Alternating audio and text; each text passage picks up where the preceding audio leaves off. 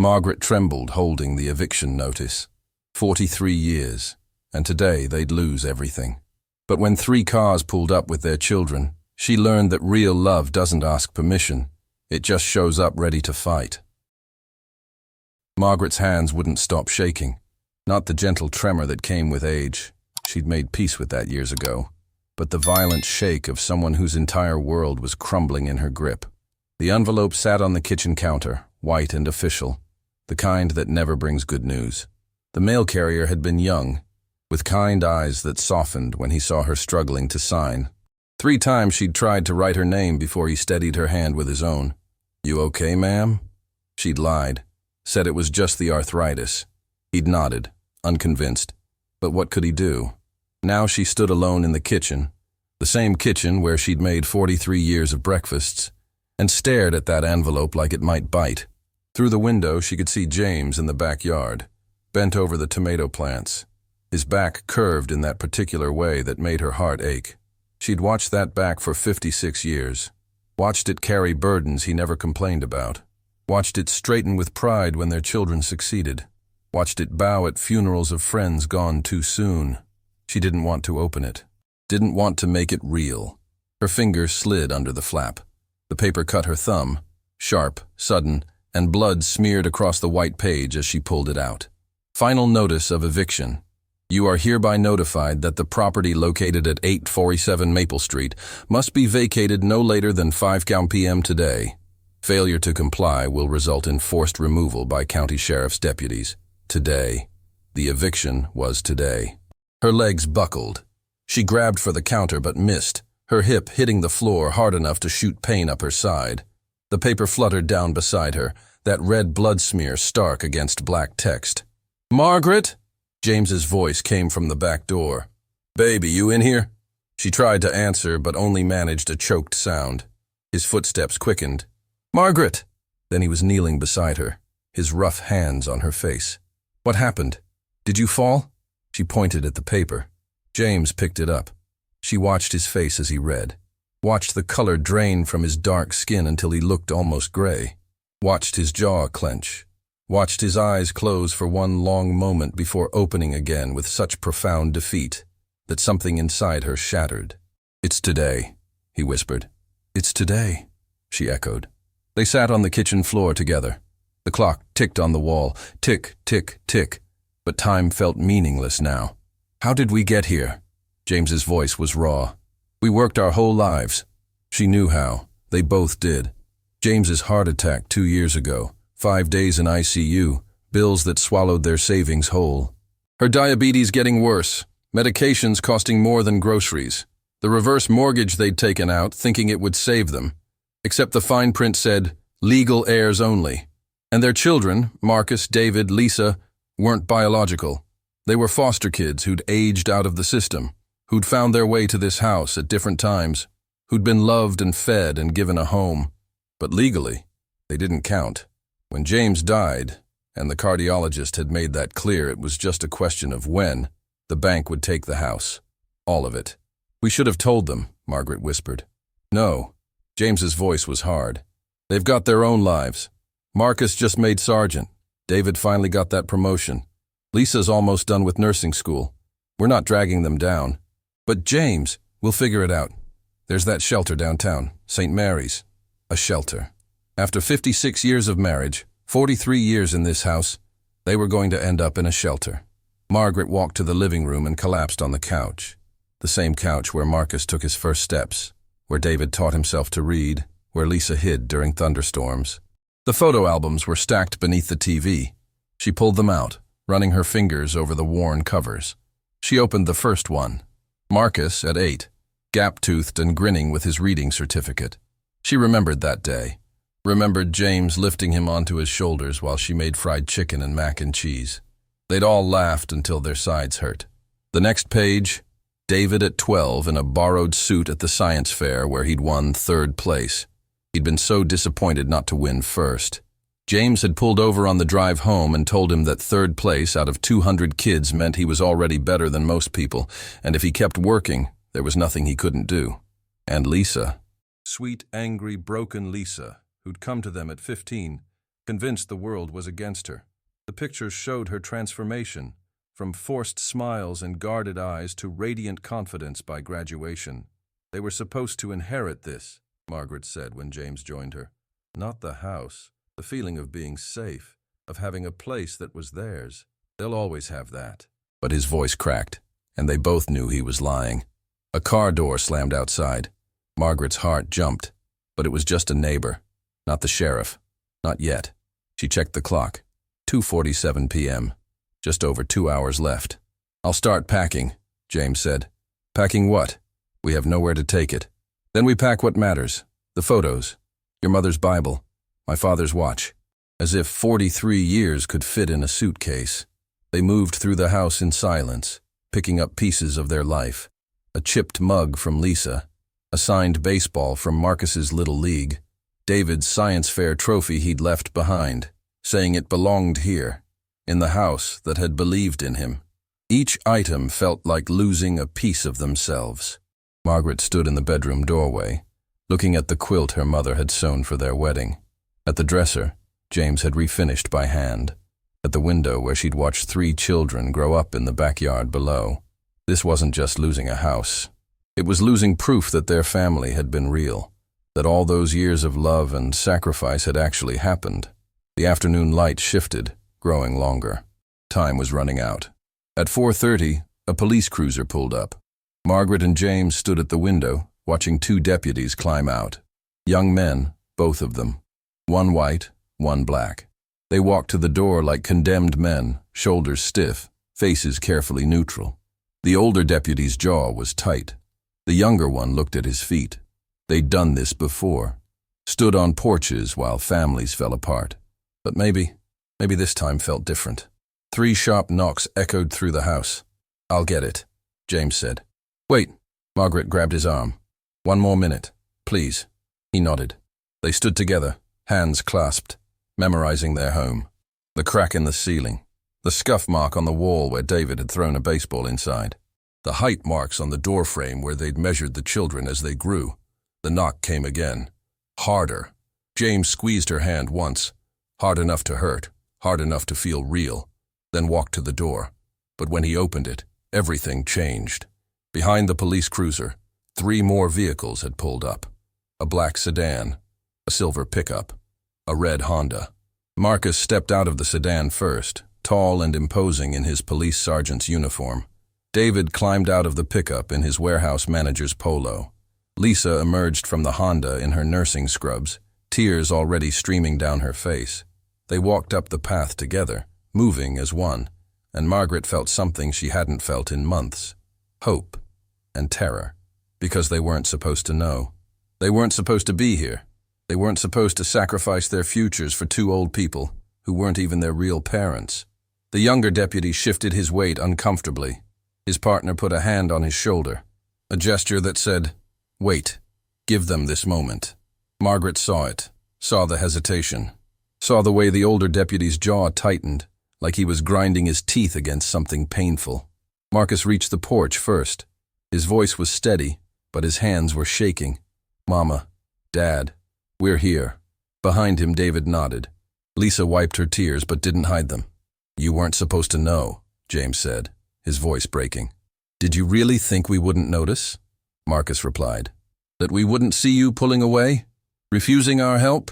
The deputies stood frozen on the walkway, witnesses to something that made even their professional detachment crack. "How did you find out?" Margaret whispered. The 3 children exchanged glances. Some wordless communication passed between them. 3 weeks ago, David said. "I stopped by with groceries. Saw an official-looking man hand you papers. Watched you read them. Watched you lean against the wall like someone had punched you." His voice broke. "And then watched you go back inside and not call any of us. I knew even before that," Marcus added quietly. 2 months ago, I ran your address through the system, found 3 civil filings, foreclosure proceedings, read the whole file." Margaret pressed her hand to her mouth. "I saw you," Lisa said, tears flowing freely now.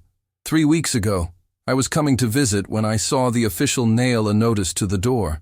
I watched Mama collapse, watched Daddy hold her while they both cried."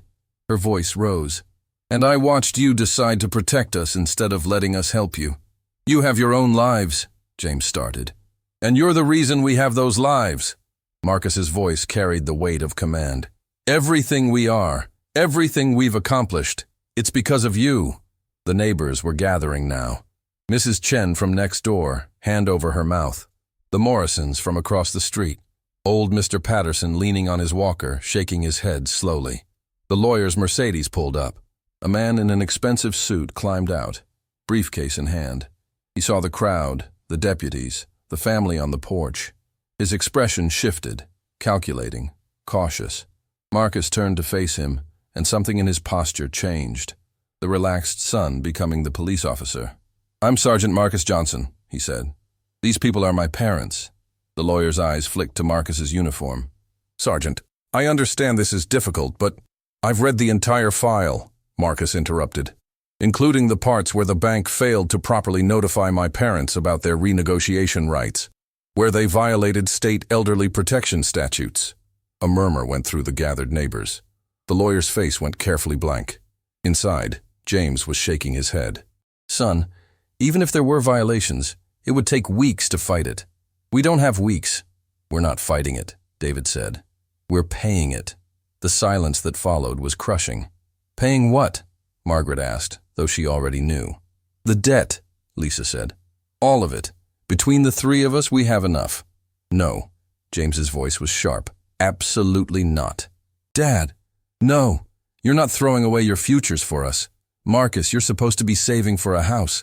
David, you just got promoted. And Lisa, you're 3 semesters from your degree. And what good is any of that?"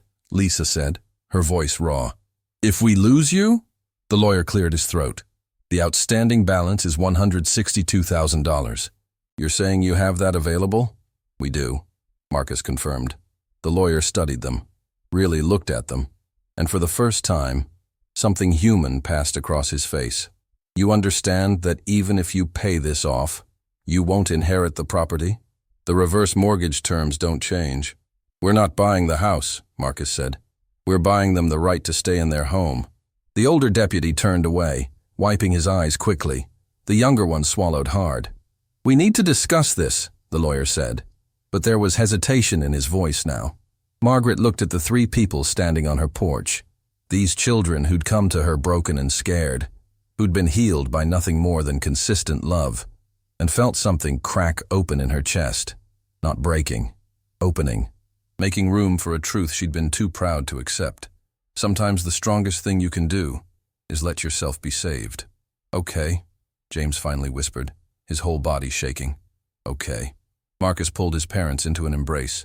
David and Lisa joined, arms overlapping, tears mixing together. And standing there on that porch, surrounded by neighbors and deputies and a lawyer who suddenly remembered what family meant, Margaret understood something fundamental. Love doesn't ask permission. It doesn't calculate the cost. It just shows up, ready to fight, ready to bleed, ready to give everything, because that's what family does. Margaret's knees gave out completely. Not the gentle lowering of someone sitting down. Her legs simply stopped working. She grabbed for the doorframe, but her fingers slipped, and she would have cracked her skull on the porch floor if James hadn't caught her elbow. "No," she whispered. The word came out broken. "No, no, no." Marcus reached them in 3 strides. His arms went around both parents, and Margaret felt the solid strength of him. Years of police training, discipline, power. But his hands were trembling against her back. She could feel them shaking like leaves in a storm. "Mama, we're here," he said. His voice cracked halfway through. "We're here now."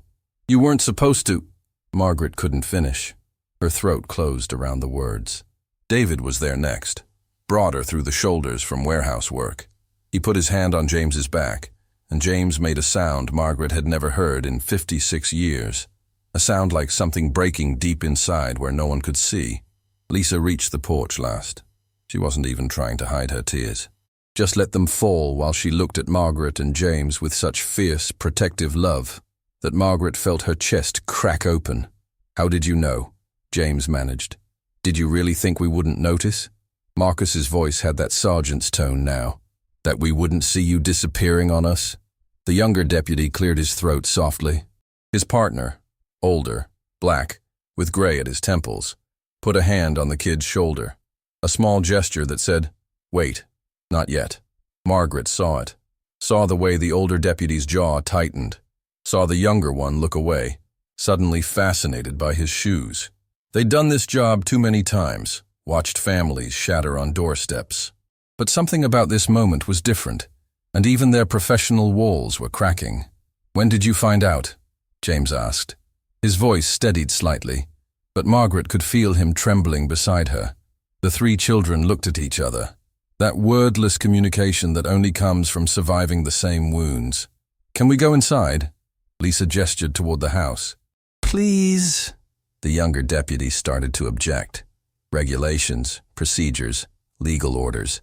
But his partner cut him off with a sharp look. "Take your time," the older officer said quietly. His voice had gone soft, almost gentle. "We'll wait out here." They moved into the living room like wounded soldiers.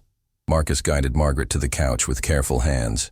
David helped James into his recliner, the old leather creaking under his weight. Lisa stood by the window, arms wrapped tight around herself, still crying those silent tears. For a long moment, nobody spoke.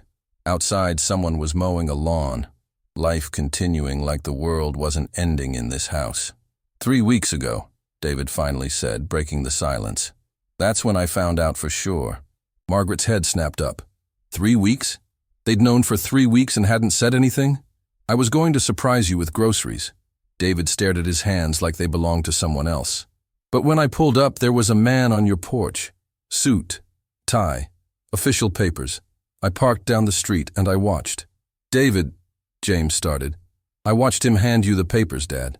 Watched you read them. Watched you lean against the wall like someone had gut-punched you." David's voice cracked. He cleared his throat hard, fighting for control. "And then I watched you straighten up, walk back inside, and not call any of us." The silence that followed felt like drowning. "I knew before that," Marcus said, his voice low. 2 months back. "I ran a routine check on your address, something I do sometimes for the neighborhood. Make sure you're safe." He looked directly at Margaret, and the pain in his eyes made her want to look away. She couldn't. "There were 3 civil filings against this address, foreclosure proceedings. I pulled every page of the records, read about the reverse mortgage. Read that part about legal heirs only." His hands curled into fists on his knees. "Read how the bank was taking everything." Margaret pressed both hands to her mouth. A sob tried to escape, but she trapped it behind her palms. "Then why didn't you tell us?" James asked. "There was accusation in it. Hurt. Why let us keep pretending?" "Because I know you." Marcus leaned forward, elbows on his knees. "Both of you. I knew the second we brought it up you'd shut us down. Tell us you had it handled. Push us away because you're so stubborn about protecting us that you'd rather lose everything than let us help. We couldn't burden you." "Burden us?" Lisa spun from the window. Her face was blotchy, eyes swollen, but there was steel in her voice. "You think loving you is a burden? That's not what I meant." "That's exactly what you meant." Lisa crossed the room fast and knelt in front of Margaret's chair, grabbed her hands. "Mama, do you remember what you told me when I first came here? When I was 15 and so angry I wanted to burn everything down." Margaret remembered. Every single word. "You said family isn't about blood. It's about showing up. Being there even when it's hard, especially when it's hard." Lisa's grip tightened. "Well, we're showing up, Mama. We're here. And we're not going anywhere." Through the window, neighbors were gathering. Mrs. Chen stood on her lawn with her hand over her mouth. The Morrison family clustered together across the street, 3 generations watching. Old Mr. Patterson leaned heavy on his walker, shaking his head slowly back and forth. "People are watching," James said quietly. "Let them watch." Marcus stood, shoulders back. "Let them see what real family looks like." A car door slammed, sharp and final. Margaret looked up to see a black Mercedes. The lawyer climbed out, all slicked back hair, an expensive suit, and a briefcase that probably cost more than their monthly grocery bill. The older deputy walked down to meet him. They spoke in low voices, the deputy gesturing toward the house, the lawyer shaking his head firmly. Margaret watched the deputy's shoulders slump, watched him try again, more insistent. Watched the lawyer check his watch with theatrical impatience. "He's going to make us leave," Margaret whispered. Marcus followed her gaze. Something shifted in his posture, the son becoming the officer. "Stay here." He walked out onto the porch. The lawyer saw him coming and his expression changed, became guarded, careful. "I'm Sergeant Marcus Johnson." His voice carried clearly. "These people are my parents." The lawyer's eyes flicked to the uniform, calculating odds. "Sergeant, I understand this is difficult, but this is a legal matter. The court order is clear." "I know what it says. I've read the entire file." Marcus descended the steps slowly, each movement deliberate, including the parts where the bank failed to properly notify my parents about renegotiation rights, where they rushed foreclosure, where they violated state elderly protection statutes. The lawyer's face went carefully blank. "I'm not aware of any violations." "Then you should read your own paperwork more carefully." A murmur rippled through the gathered neighbors. Mrs. Chen stepped closer. The Morrisons crossed the street to join her. More people were emerging from houses now, drawn by the commotion. Inside, David had moved to the window. "Marcus is buying time," he said, "but it won't be enough." "What do you mean?" James asked. "I mean, even if there were violations, and maybe there are, it would take weeks to get a court hearing, weeks to file appeals." David turned to face his parents. "That lawyer's right about one thing. The court order is legal, and unless we can solve this right now, today, you're going to have to leave." The weight of it settled over the room like ash after a fire. "How much?" Lisa asked suddenly. "What? How much do you owe?" "Total. Everything." James and Margaret looked at each other. They'd been so careful not to tell the children specifics. But here was Lisa, jaw set, eyes fierce despite the tears, demanding the truth they'd tried so hard to hide. 147,000, James said. Each word cost him something vital. Plus fees, plus interest. Everything rolled together when they foreclosed. 162,500, David finished. "I already looked it up." The number hung in the air like a death sentence. "We don't have that," Margaret said, stating the obvious. "Nobody has that just lying around." "We do." Marcus had come back inside without anyone noticing. "Combined, the three of us together, we have enough." "Absolutely not." James's voice was sharp as broken glass. "No." "Dad!" "No!" James struggled to stand, ignoring Margaret's hand on his arm. "You're not destroying your futures. Marcus, you're saving for a house with Jennifer. David, you just got promoted. You were finally going to trade in that truck. And Lisa, you're 3 semesters from your degree. You can't..." "Can't what?" Lisa stood too, matching his intensity. "Can't help the people who saved my life. That's different." "How?" Her voice rose, raw with emotion. "How is it any different from what you did for us? You think you're the only ones allowed to sacrifice? The only ones allowed to give things up for the people you love?" Outside, more neighbors had gathered. 12 people now, maybe more, standing in clusters, watching through windows, waiting to see how this would end. The younger deputy shifted his weight, said something to his partner. The older officer shook his head slowly, arms crossed. "We raised you to build your own lives," James said, but the strength was draining from his voice. "To be independent, to not what? To not love you?" Marcus moved closer. "You raised us to be good people, Dad. Good people don't abandon family when things get hard. You're not abandoning us. Then what would you call it?" David's voice was quiet, but cut through everything. "What do you call standing by while you lose everything because we were too proud to help?" James opened his mouth, closed it. No words came. Margaret watched her husband, this man she'd loved for more than half a century, who'd worked himself to exhaustion for children who weren't biologically his, who'd taught 3 broken kids what unconditional love meant, and watched him finally break. He sat down heavily, put his face in his hands, and cried. Not quiet tears, deep, wrenching sobs that shook his whole body. 56 years of strength and pride and stubborn self-reliance crumbling all at once.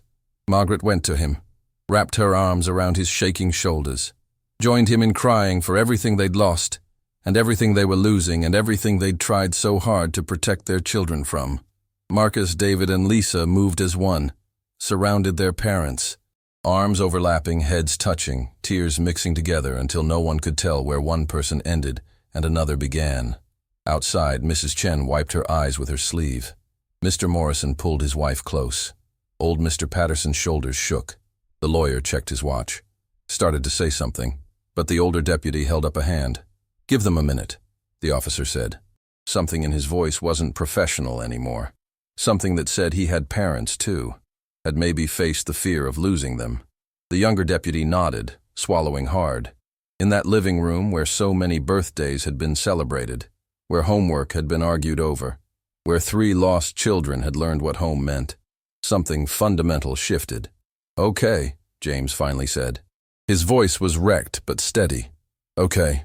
Margaret pulled back to look at him. "James, we let them help." He looked at each child in turn. "We let them help. And we spend the rest of our lives being grateful that we raised people better than we are." "You raised us to be exactly like you," Lisa said through tears.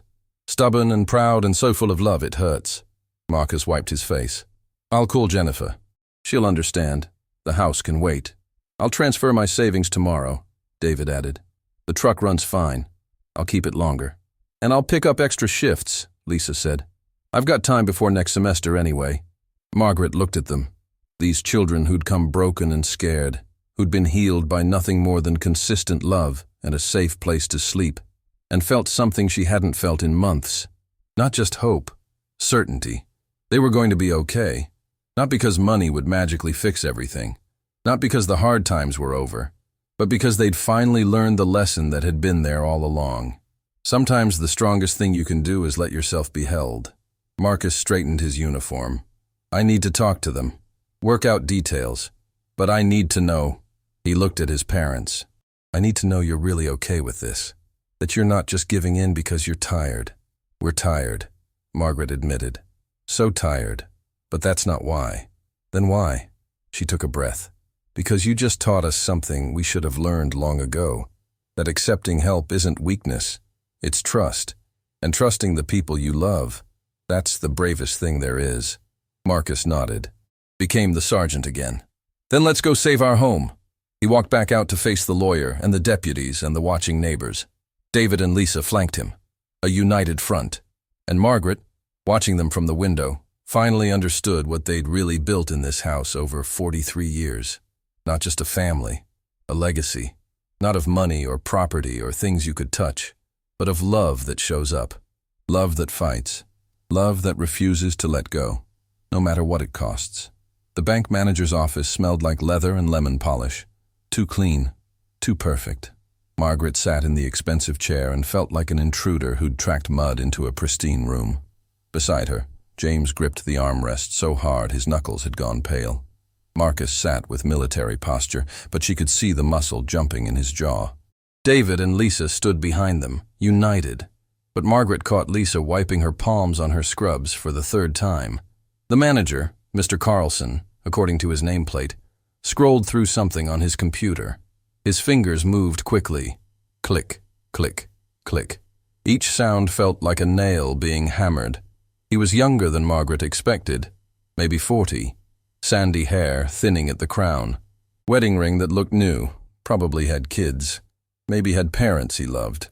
But right now his face showed nothing, except professional detachment. "So," he finally said, leaning back. The chair squeaked. "You want to stop the foreclosure?" "We want to pay off the debt," Marcus corrected. His sergeant's voice, firm. Mr. Carlson's eyebrows lifted slightly. "The full amount?" "Yes." More clicking, more scrolling. Margaret watched his eyes move across the screen, reading numbers that represented the complete destruction of her life. Except they weren't just numbers anymore. They were her children's savings, their security, their futures. "The outstanding balance is $162,517. He said it like he was reading the weather. "That includes principal, accrued interest, legal fees, and foreclosure costs." Margaret felt James flinch beside her. She reached for his hand, finding his fingers and squeezing. They were cold, too cold. "We understand," David said from behind them. His voice was steady, but she heard the tightness in it. Mr. Carlson pulled his attention from the screen, looked at Marcus, then David, then Lisa. His gaze lingered on each of them. Something flickered across his face, too quick to name. Then it was gone. Are you the listed heirs? Silence, heavy and suffocating. No, Marcus said. We're their foster children. I see. Mr. Carlson made a notation. His pen scratched. And you're offering to pay the full amount? That's correct. Out of personal funds. Yes. Mr. Carlson set down his pen, folded his hands. I appreciate that you want to help, but I need to be clear. Even if you pay this debt, you won't have any legal claim to the property. When your parents pass, the house still goes to the bank. The reverse mortgage terms don't change just because different people paid it off. The words landed like stones through glass. We know, Lisa said quietly. We read the contract. Then you understand you'll be giving us over $160,000 for, essentially, nothing. You won't inherit the house, won't get any equity. You're just buying your parents' time. We're not buying time, Marcus said, an edge to his voice now. We're buying them the right to stay in their home. Mr. Carlson studied him, really looked, and for the first time since they'd entered, something human passed across his face. Not warmth exactly, but recognition. He cleared his throat, shuffled papers. The payment would need to be made in full. We can't accept installments on foreclosed property. We have the money, David said. All of it? Available right now? Another silence, shorter but heavier. Most of it, Marcus admitted. Between our savings, we have about $145,000. We're working on getting the rest. Mr. Carlson's expression shifted, became guarded. How are you planning to get the remaining $17,000? We have options. What kind of options? He wasn't asking from curiosity. He'd done this job long enough to know when people were about to make terrible decisions. I can take a loan against my truck, David said. It's paid off, worth about $12,000. And I can cash out my retirement account early, Lisa added. I know there's penalties, but it would cover the rest. Absolutely not. Mr. Carlson's voice was sharp, sharper than it had been. He caught himself, softened. I mean, that's not advisable. The penalties on early withdrawal are significant, and loans against vehicles, especially if you need that vehicle for work. He trailed off, shook his head. You'd be crippling your own financial futures. That's our decision, Marcus said. It is, but it's my job to make sure you understand what you're doing. Mr. Carlson leaned forward. You're about to give up your savings, your security, your retirement, all for a house you'll never own. That your parents, with all due respect, he glanced at James and Margaret, won't be able to keep forever anyway. Have you thought about what happens 5 years from now? 10 years? Have you thought about what happens if we don't do this? Lisa's voice cracked. They're 74 years old. Where exactly are they supposed to go? There are programs. Assistance for seniors. Shelters. The word came out bitter. You mean shelters? Mr. Carlson didn't answer. Didn't need to. The silence stretched. Outside the office, phones rang. Someone laughed. Normal sounds that felt obscene. I'll give you a moment to discuss this, Mr. Carlson said finally. He stood. Talk among yourselves. Make sure this is really what you want. He left. The door clicked shut with a sound like finality. Nobody moved. The air conditioning hummed. Somewhere in the building, a door slammed. He's right, James said. His voice was barely a whisper. He's right about all of it. Dad, Marcus started. No, listen to me. James turned to face his children. Margaret saw his eyes were wet, but no tears had fallen yet. He was holding them back through sheer will. Lisa, you worked 3 jobs to save that retirement money. 3 jobs while taking classes. I remember you falling asleep at our dinner table because you were so exhausted. Dad, it's okay. It's not okay. His voice rose, cracked. David, that truck is the first thing you ever bought yourself. The first thing that was really yours. I was there when you drove it off the lot. You cried. Did you think I didn't see? David looked away. His jaw clenched so tight Margaret could see the muscles standing out. And Marcus. James's voice broke completely. You've been saving for a house with Jennifer for 2 years. She picked out paint colors, made a Pinterest board. She talks about the kitchen she wants, the yard where your kids will play. We can wait, Marcus said, but his voice was thick. For how long? Until we die and the bank takes our house anyway? James stood up. His knees shook, but he stayed upright. I can't let you do this. I won't. You don't get to decide, Lisa said. She moved around to face him directly. This isn't just your choice anymore. You're my children. Exactly. We're your children. And children take care of their parents. Her voice was fierce now. Fierce and broken. You took care of us when nobody else would, when the whole world had given up. You think we're going to abandon you now? This is different. How? The question came from David. How is it different? Because we chose to take you in. We chose to give you a home, to feed you, to love you.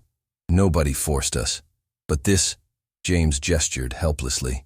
You're being forced. By circumstances. By guilt. By love, Margaret said. Everyone turned to look at her. She hadn't moved from her chair. Her hands were folded in her lap, fingers twisted together. They're being forced by love, she continued, looking up at James. The same thing that forced you to bring home an 8-year-old boy sleeping in his car. The same thing that forced you to take in a 12-year-old who'd been in 7 different foster homes. The same thing that forced you to open our door to a 15-year-old girl who'd rather have died than trust another adult. Tears slid down her face, but she didn't wipe them away. You didn't choose those things because they were easy, James. You chose them because you couldn't not choose them. Because when you love someone, really love them, you don't get to decide what it costs. You just pay it. The door opened. Mr. Carlson came back in carrying a folder. He stopped when he saw them. James standing with his children surrounding him. Margaret crying in her chair, all caught in this moment of breaking and remaking. He set the folder down, cleared his throat. I have the paperwork ready. If you decide to move forward. Marcus wiped his eyes quickly, straightened. We're moving forward. All of you are certain? Yes, David said. Yes, Lisa echoed. Mr. Carlson looked at James. Sir, what about you? James didn't answer for a long time. So long Margaret wondered if he was going to refuse, going to walk out and choose homelessness over accepting help. It would be just like him. But then he looked down at Margaret, really looked at her, and whatever he saw in her face made something in him finally surrender. Okay, he whispered. Okay. 2 weeks later, the check had cleared.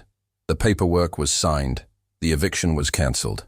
The house on Maple Street belonged to James and Margaret Johnson again, for however long they had left. But Margaret wasn't thinking about any of that as she stood in what used to be Lisa's apartment. It was almost empty now, just boxes by the door. The furniture had been sold, the decorations gone. Even the cheerful yellow curtains Lisa had picked out were missing, leaving the windows bare. You didn't have to come help me move, Lisa said, taping up the last box. I know the drive is hard on your hip.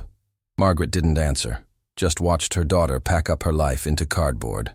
Where's the rest of your things? She finally asked. Lisa didn't look up. This is it. Lisa, you had a couch, a bed, that bookshelf you were so proud of. Sold it all. She still wasn't looking at Margaret. Needed the money to make up the difference. The retirement account didn't cover what we thought. Penalties were worse. Margaret felt something crack in her chest. You sold your furniture? It's fine, really. Jennifer said I can stay with her and Marcus until I finish school. Their place is bigger. I'll sleep on the couch. You'll sleep on the couch. Margaret repeated it flatly. Mama, it's not a big deal.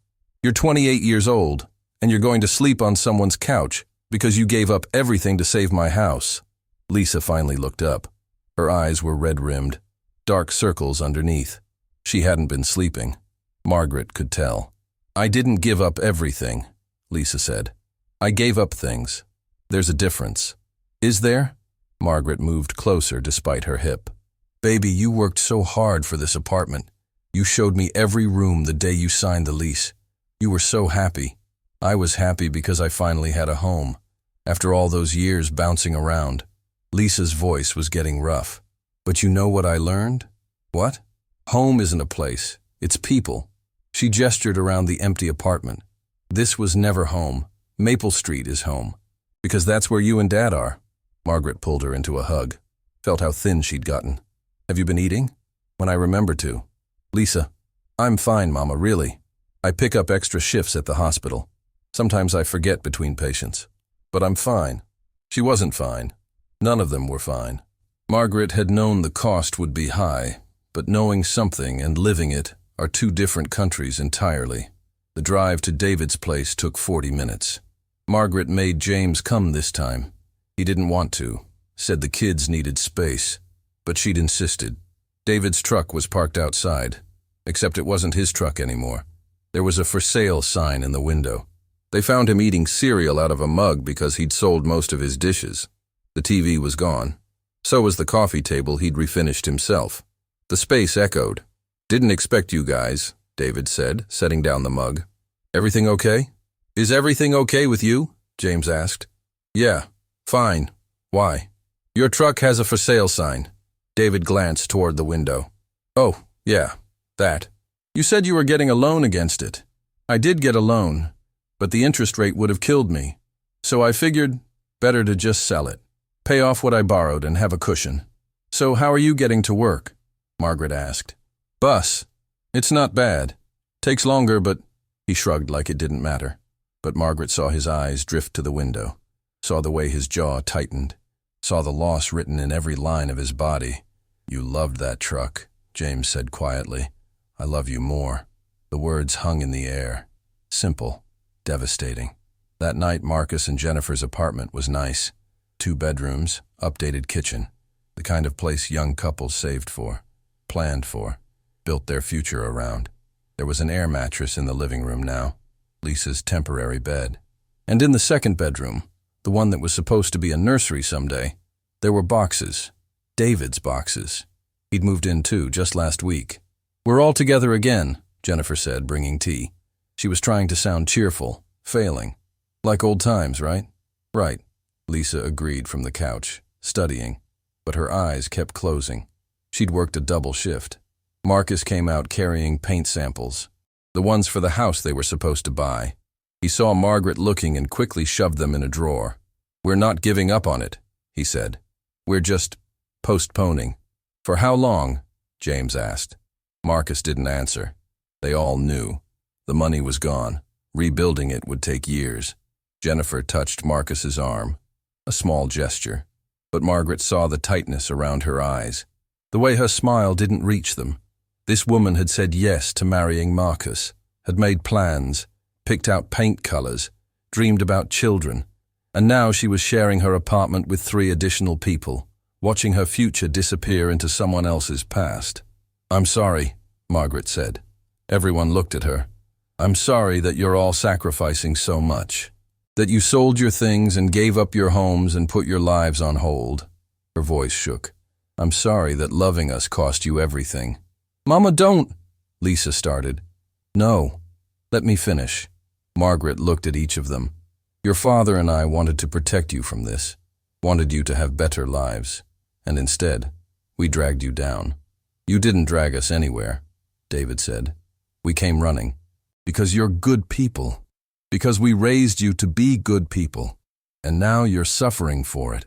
Marcus knelt in front of her chair, took her hands. "Mama, listen. Really listen. Do you remember what you told me the first night I stayed with you? When I was so scared I couldn't sleep?" Margaret shook her head.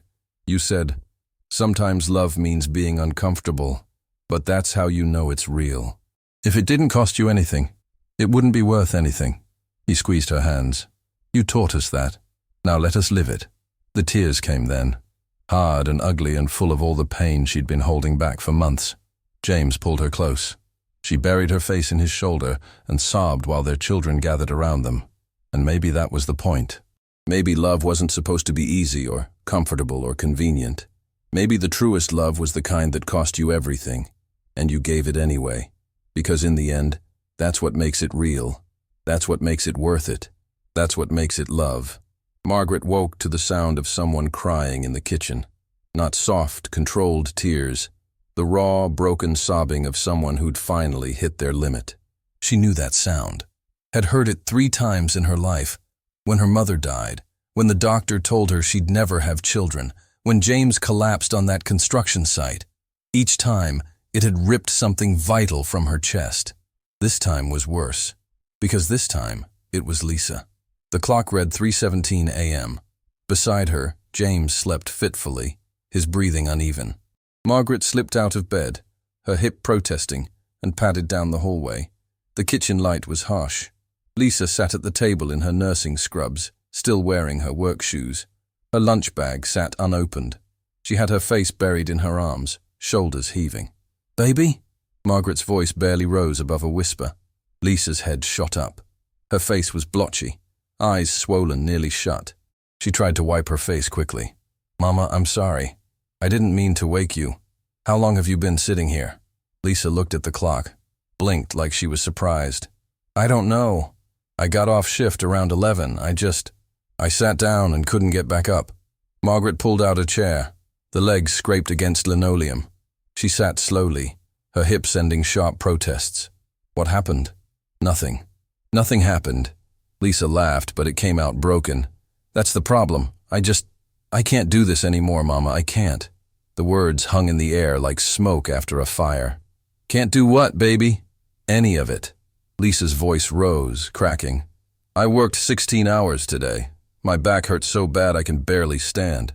I came home and Jennifer and Marcus were fighting, trying to keep it quiet, but I heard them. She's asking when they'll have their own space again, when they'll start their own family, and he just keeps saying soon, but we both know it's a lie." Tears streamed down her face. She didn't try to stop them. "I went to lie down on that air mattress and it's got a leak. I spent 20 minutes trying to find it and I couldn't. I was so tired I couldn't even find a hole in a stupid air mattress." She pressed her palms against her eyes. "And then I started thinking about my apartment, my real apartment, my bed, my things, and I started crying and couldn't stop." Margaret's chest felt crushed. "Lisa, I missed an exam yesterday." Lisa's voice dropped to barely audible. "Professor Hendrix's class, the one I need to graduate. I was supposed to be there at 3, but I was still at the hospital because they were short-staffed and I said yes to staying late because I need the money and I forgot." She looked up at Margaret with drowning eyes. "I forgot, Mama. I forgot about my exam, the one I've been studying for all month. I'm so tired I can't think straight anymore. I can't remember things. I'm making mistakes at work. Little ones so far. But what happens when I make a big one? What happens when someone gets hurt because I'm too exhausted to think? Oh, baby." Margaret reached for her hand. Lisa pulled away. Don't be nice to me right now, because if you're nice, I'm going to say something I can't take back." The air got colder. Margaret felt it settle into her bones. "What do you want to say?" "That I'm angry." Lisa stood abruptly. The chair scraped back. "I'm so angry I feel like I'm going to explode. And I don't even know who I'm angry at. At you and Dad for not telling us sooner? At the bank? At myself for not being strong enough?" She paced to the window, pressed her forehead against the glass. "I love you. I love you so much it hurts. But sometimes," her voice broke, "sometimes I lie on that deflating air mattress where I have zero privacy, where I can hear Marcus and Jennifer trying not to fight, and I think, what if we just let you go to the shelter?" The words were a knife between Margaret's ribs. "What if we just let you go and kept our lives?" Lisa turned around. Her face was anguished. "What kind of person does that make me?" "The human kind," Margaret said quietly. "No, a good daughter wouldn't think that, would be exhausted and overwhelmed and hitting her breaking point," Margaret interrupted. "Which is exactly what you are." Lisa slid down the wall, sitting on the floor in her scrubs. "I'm a terrible person. You're a tired person. There's a difference." Margaret lowered herself to the floor beside her daughter. Her hip screamed, but she ignored it. They sat together, two women who'd given everything and were finally admitting it might have been too much. "You want to know something?" Margaret said. "Every single day since you paid that bank, I've woken up and thought, we should have gone to the shelter." Lisa's head snapped toward her. "What?" "Every day. I look at you sleeping on that air mattress. I watch David take the bus in the rain. I see Marcus lying to Jennifer. And I think, we made the wrong choice. We should have let you keep your lives. But we didn't, because you wouldn't let us. And now we're all stuck in this place where nobody's happy, and nobody can admit it, because we're supposed to be grateful, and you're supposed to be selfless, and we're all just pretending this is fine." Margaret turned to look at her. "But it's not fine, is it?" "No," Lisa whispered. "It's not fine." The refrigerator hummed. A car passed outside. The world kept moving even when everything inside felt stopped. "I don't know how to fix this," Lisa said finally. "Maybe it can't be fixed. Maybe it just has to be survived." The next morning, James found them both asleep on the kitchen floor, Margaret's head on Lisa's shoulder. He stood in the doorway, taking in the scene. When Margaret's eyes opened, she saw something in his face she'd never seen before. Fear. Not the fear of losing the house. This was deeper. The fear of watching his family disintegrate and being powerless to stop it. "How long have you been standing there?" she asked. "Long enough." He came in, lowered himself to the floor with them. "Long enough to know we need to talk. All of us." That afternoon, they gathered in the living room. Marcus sat on the couch, Jennifer beside him but not touching. David claimed the armchair. Lisa curled up in the corner. Margaret and James stood. "I'm going to say something," James started, "and I need you all to just listen. Don't interrupt, just hear me." He took a breath that seemed to hurt. "This was a mistake." The words landed like a bomb. "Not you helping us. That wasn't the mistake. The mistake was us letting you." James's voice was steady, but his hands shook. "The mistake was watching your lives fall apart and telling ourselves it was worth it." "Dad," Marcus started. "Please, let me finish." James's voice was sharp, then softer. Marcus nodded. His jaw was tight. "Lisa's failing her classes. David sold the truck he loved. Marcus and Jennifer are fighting because their lives have been put on hold.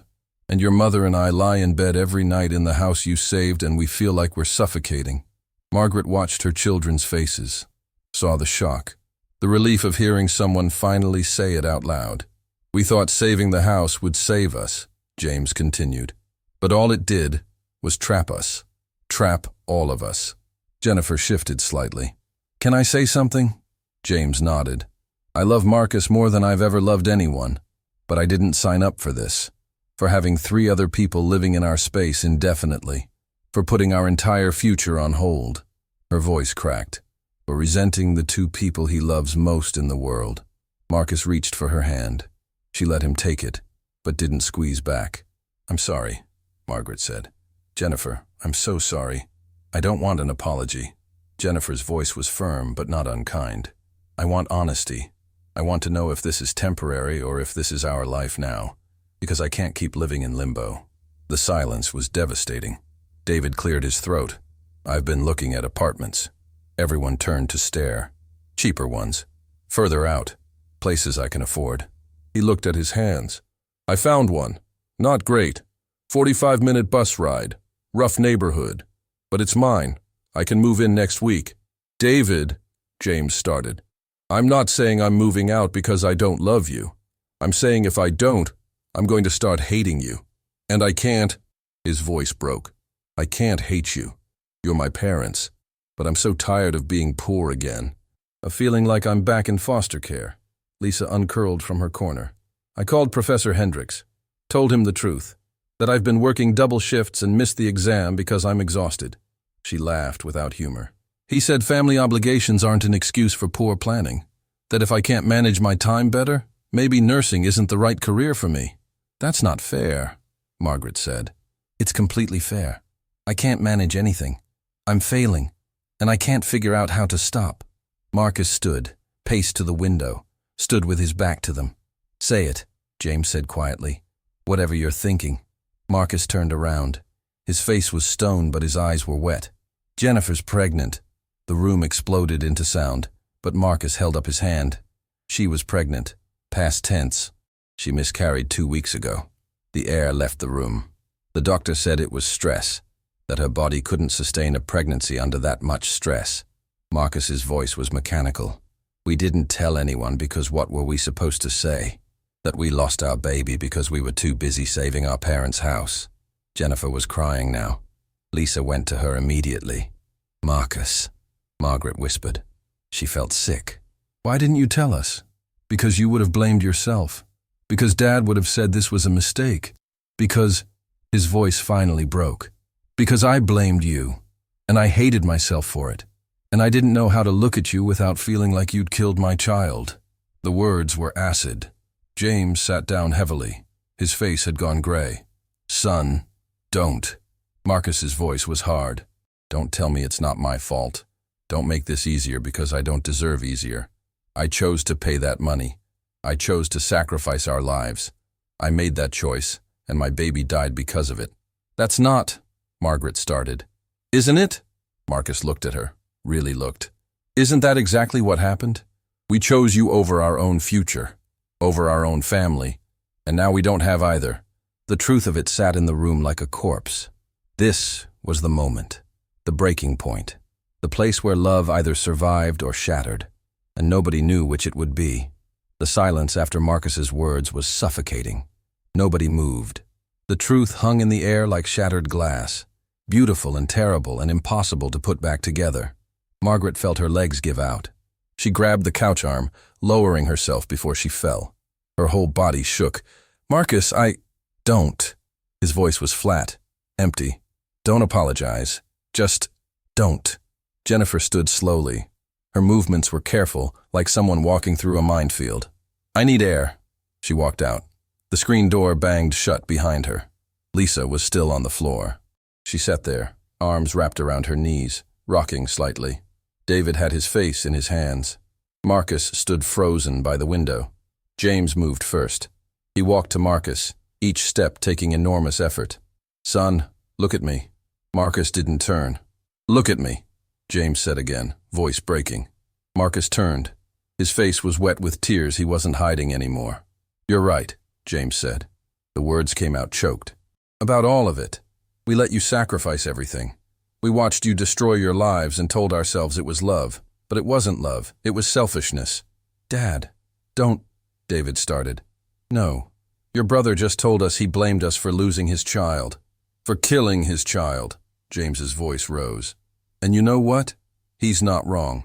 Because we chose to keep this house knowing what it would cost you. We chose comfort over your futures. And a baby died because of it.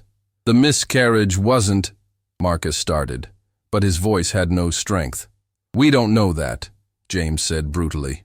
We don't know what would have happened if Jennifer wasn't living with 3 extra people. If you had the space you needed, the peace you needed. Margaret watched her husband speak truths that were destroying them all, but they needed to be said. So what do we do? Lisa's voice came from the floor, small and lost. What happens now? Margaret stood up. Her hip screamed, but she ignored it. We sell the house. Everyone stared. What? James's eyes went wide. We sell it. Margaret's voice was steady despite tears streaming down her face. We take whatever equity we can get and split it between the 4 of you. Help David get a better apartment. Help Lisa finish school without working herself to death. Help Marcus and Jennifer. Her voice broke. Help them try again, if they want to. Mama, no. Lisa scrambled to her feet. Yes. Margaret looked at each child. You saved this house. You gave up everything. And all we've done is watch you suffer. That's not love. That's cruelty dressed up as sacrifice. But where will you go? David asked. St. Mary's Shelter, like we should have done in the first place. Margaret's voice was firm. We'll figure it out. You can't, Marcus started. We can. We should have months ago. James moved beside Margaret. We've been so afraid of losing this house that we forgot what mattered. You. You matter more than walls, more than memories, more than our pride. But you love this house, Lisa said, voice breaking. Is right here. Margaret tapped her chest. In my heart. The house doesn't hold memories. I do.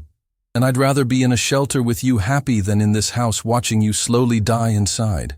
The silence was different now, just heavy with the enormity of what was being said. There has to be another way, David said. There isn't. James shook his head. Keeping this house is destroying this family. So we let it go. Marcus wiped his face. And if we say no, then we sell it anyway, Margaret said. Because we're on the deed, and we can't watch our children sacrifice their lives for our comfort anymore. I won't. The front door opened. Jennifer came back in, face blotchy. I heard. The windows are open. Jennifer! Marcus started toward her. She held up her hand. Let me say something. He stopped. I don't want you to sell the house. Jennifer's voice was steady despite tears. I don't want that to be the solution. Because if you sell it, Marcus will spend his life thinking he killed his parents' dreams to save a baby we lost anyway. And I can't watch him carry that. But you said, Margaret started. I said I needed honesty. I said I couldn't live in limbo. Jennifer walked further in. And now we're being honest. Finally. She turned to Marcus. I love you. I love your parents. I love this family. But I can't do this anymore. I can't live in that apartment with 3 other people. I can't keep putting our life on hold. I can't try to have another baby in that environment. Marcus's face crumpled. Then what do? We make a real plan. Jennifer looked around. Not a fantasy where everything magically gets better. A real plan, with timelines and boundaries and honesty. What does that look like? David asked. Jennifer took a breath. It looks like Margaret and James keeping the house, but it also looks like us living our own lives. Lisa gets her own place. David keeps his apartment. Marcus and I figure out how to support you without destroying ourselves. But the mortgage, James started. Is your responsibility, Jennifer said, not unkindly. Not theirs, not entirely. Maybe they help a little, but they can't carry the whole burden anymore. We can't make the payments alone, Margaret said. The truth was brutal but necessary. Then you get roommates, or rent out a room, or downsize to something smaller, or… Jennifer paused. Or you accept that maybe this house isn't worth what it's costing. The words landed hard. Lisa was crying again. David stared at the floor. Marcus looked hollowed out. She's right, David said finally. Something has to change. I don't want to abandon you, Lisa said through tears.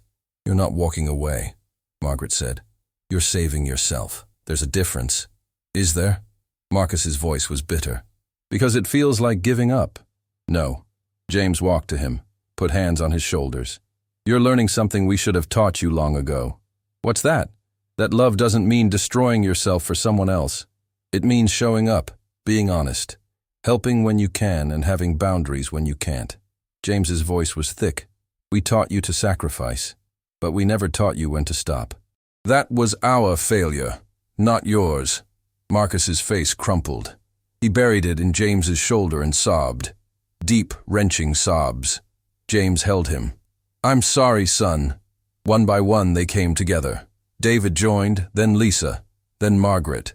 Jennifer stood apart.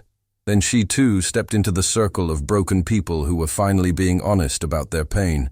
They held each other and cried. Not pretty tears.